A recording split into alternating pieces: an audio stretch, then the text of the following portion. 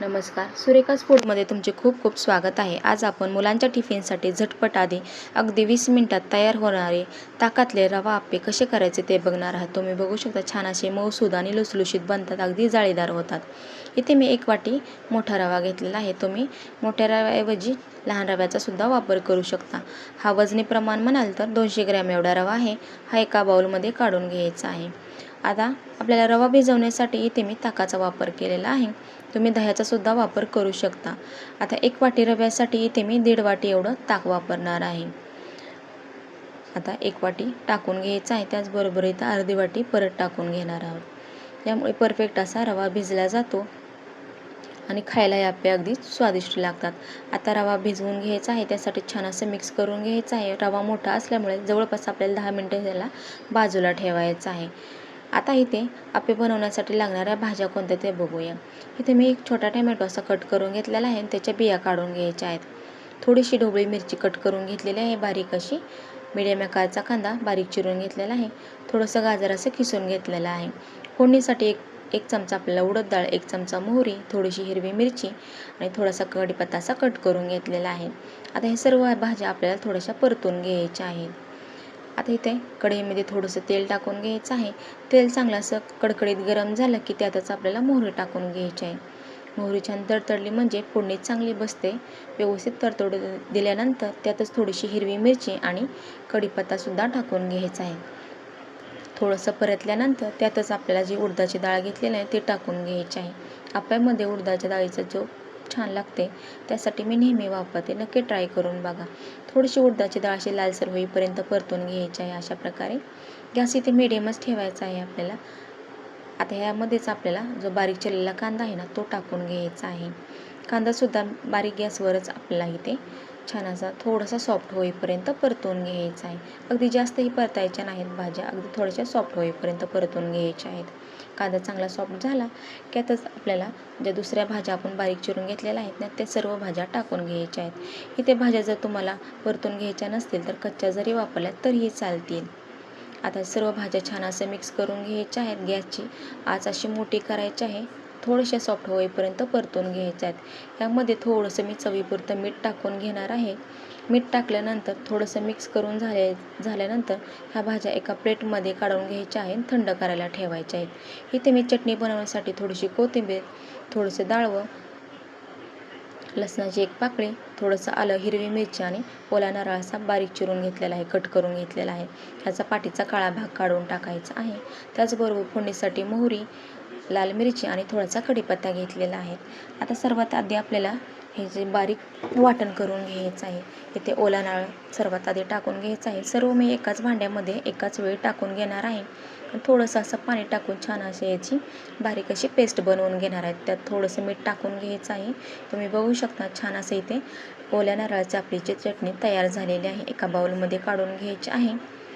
आता ह्याला आपल्याला थोडीशी फोडणी द्यावं लागेल. त्यात थोडंसं तेल गरम करून घेतलं, त्यात मोहरी टाकून घ्यायची आहे. मोहरी छान तडतडू द्यायची आहे. त्यातच कढीपत्ता आणि सुकी मिरची घेतलेली नाही लाल ती टाकून घ्यायची.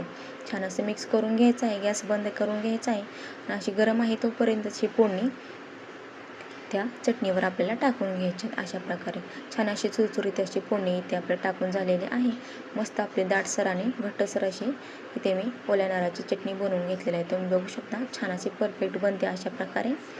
आता इथे आपलं रवासुद्धा छान असा भिजलेला आहे. तुम्ही बघू शकता अगदी 10 ते 12 मिनटं झालेलं आहे. आता मिक्स करून घ्यायचं आहे थोडं आणि इकडे बाजूला आपल्या जो भाजून घेतलेल्या ज्या भाज्या आहेत ना त्यासुद्धा पूर्णपणे थंड झालेल्या आहेत. इथे पूर्ण भाज्या थंड झाल्यानंतरच आपल्याला रव्यामध्ये टाकून घ्यायच्या आहेत. आता सर्व भाज्या इथे मी टाकून घेत आहे. मस्त असं आपलं इथे रंगीबेरंगी असं आप्याचं इथे मिश्रण तयार झालेलं आहे. आता थोडीशी बारीक चिरलेली कोथिंबीर टाकायची आहे आवडत असेल तर. त्याचबरोबर चवीपुरतं मीठसुद्धा टाकून घ्यायचं आहे. आधी भाज्या परततानासुद्धा आपण मिठाचा वापर केलेला आहे. आता सर्व असं मिक्स करून घ्यायचं आहे. अशा प्रकारे मस्त इथे आपलं थोडंसं दाटसर असं मिश्रण तयार झालेलं आहे. थोडं दाटसर वाटलं तर इथे आपल्याला सैल करण्यासाठी पाण्याचा वापर न करता परत थोडंसं ताकच वापरायचं आहे. अगदी मी एक 4 ते 5 चमचे एवढं ताकाचा वापर केलेला आहे. छान असं मिक्स करून घ्यायचं आहे. कुठेही इथे आपल्याला पाण्याचा वापर करायचा नाही आहे. छान असं तुम्ही बघू शकता परफेक्ट असं मिश्रण तयार झालेलं आहे. आता हे आप्पे छान असे फुलण्यासाठी अगदी जाळीदार होण्यासाठी आपल्याला इथे अर्धा चमचा खाण्याचा जो सोडा आहे ना तो टाकून घ्यायचा आहे. आता सोडा टाकल्यानंतर छान असं मिक्स करून घ्यायचं आहे. सोडा टाकल्यामुळे छान असे आप्पे जाळीदार आणि फुगतातसुद्धा. आता मस्त असं हे मिक्स करून घेतल्यानंतर इथे आपलं आप्याचं मिश्रण तयार झालेलं आहे. आप्पे तयार करून घेऊया.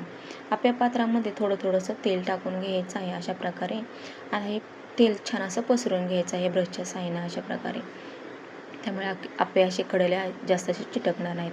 आता एक चमचा असं मी सर्व छिद्रामध्ये हे मिश्रण टाकून घेणार आहे. इथं माझं आप्पे पात्र अगदी छोटं आहे. इथे जो पोह्याचा चमचा आहे ना त्या चमच्याने मी ते सर्व आप्पे पात्रामध्ये मिश्रण टाकून घेत आहे. अगदी ते सर्व असे मिनी आप्पे तयार होतील. तुम्ही बघू शकता एक चमचा सर्व मी आप्पे पात्रामध्ये मिश्रण टाकून घेतलेलं आहे. 1 मिनिटासाठी आपल्याला हे झाकण लावून असे वाफवून घ्यायचे आहे. तुम्ही बघू शकता 1 मिनिट झाला की त्याच्या वरची बाजू छान अशी थोडीशी कोरडी झाली की आप्पे असे पलटून घ्यायचे आहे चमच्याच्या साहाय्याने. मस्त असे खालच्या बाजूने छान असे खरपूस असे भाजून झालेले आहेत. हे सर्व आपल्याला मिडियम गॅसवर करायचं आहे. गॅस कुठेही आपल्याला इथे मोठा करायचा नाही. छान अशी खालची बाजू छान शेकली गेली की आपल्याला हे आप्पे पलटून घ्यायचे आहेत. तुम्ही बघू शकता. आता परत झाकण लावायचं आहे. त्यासाठी अगोदर थोडंसं तेल लावून घ्यायचं आहे म्हणजे खालची बाजूसुद्धा छान अशी परतली जाते, भाजली जाते. थोडंच तेलाचा वापर करायचा आहे, अगदी जास्त हे नाही. तर झाकण लावून आपल्याला एक 30 ते 35 सेकंद आपल्याला खालची बाजूसुद्धा भाजून घ्यायची. तुम्ही बघू शकता अगदी दोन्ही बाजूने मस्त असा कलर आलेला आहे. एका प्लेटमध्ये सर्व आप्पे मी काढून घेणार आहे. गॅस आपल्याला इथे बारीकच ठेवायचा आहे. आता थोडासा गॅस मोठा करायचा आहे आणि ह्याच्यामध्ये आपल्याला दुसरी बॅच आहे ना ते टाकून घ्यायचे आहे. सुरुवातीला थोडासा गॅस मोठा करायचा, नंतर एकदम बारीक करायचा. कडेने सर्व आप्पे टाकून घ्यायच्या आधी. आता सर्व मी मिश्रण टाकून घेतलेलं आहे. आपल्याला परत हे 1 मिनिटासाठी वाफवून घ्यायचं आहे. तुम्ही बघू शकता 1 मिनिट झालं आहे. परत हे आप्पे पलटून घ्यायचे आहेत अशा प्रकारे. वरची बाजू अशी बऱ्यापैकी सुकली की हे आप्पे असे पलटून घ्यायचे आहे. सर्व आप्पे पलटून झाल्यानंतर परत आपल्याला हे खालची बाजूसुद्धा परतून घ्यायची आहे. त्यासाठी थोडंसं तेल लावून घ्यायचं आहे. अगदी थोडं लावायचं, जास्त तेलाचा वापर करायचा नाही आहे. ब्रशच्या साहाय्याने लावलं तर अगदी कमी लागतं. आता परत आपल्याला खालची बाजूसुद्धा 30 ते 35 सेकंद अशी मी परतून घेतली. मस्त इथे आपले दोन्ही बॅचमध्ये सर्व आप्पे असे तयार झालेले आहे. तुम्ही बघू शकता अगदी परफेक्ट असा कलर आलेला आहे. मस्त असे लुसलुशीत आणि असे टम्म असे फुगलेले आप्पे तयार झालेले आहेत. छान असे आपले रवा आप्पे तयार झाले आहेत. तुम्ही बघू शकता असे टम्म फुगलेले आहेत. अगदी कमी तेलामध्ये तयार होतात. खायला एकदम स्वादिष्ट लागतात. तुम्ही बघू शकता मस्त आतून एकदम जाळीदार बनतात आणि परफेक्ट अशी रेसिपी आहे. झटपट अशी बनते. तुम्ही नक्की ट्राय करून बघा. मुलांना टिफिनसाठी पौष्टिक असे ताकातले रवा आप्पे एकदम खायलाही चविष्ट लागतात. ही रेसिपी तुम्हाला कशी वाटली ना मला कमेंटमध्ये नक्कीच सांगा. व्हिडिओ आवडला तर एक लाईक करा, शेअर करा आणि तुमच्या मित्रमैत्रिणीबरोबरसुद्धा शेअर करा आणि बेलचे बटन दाबलं नसेल तर नक्की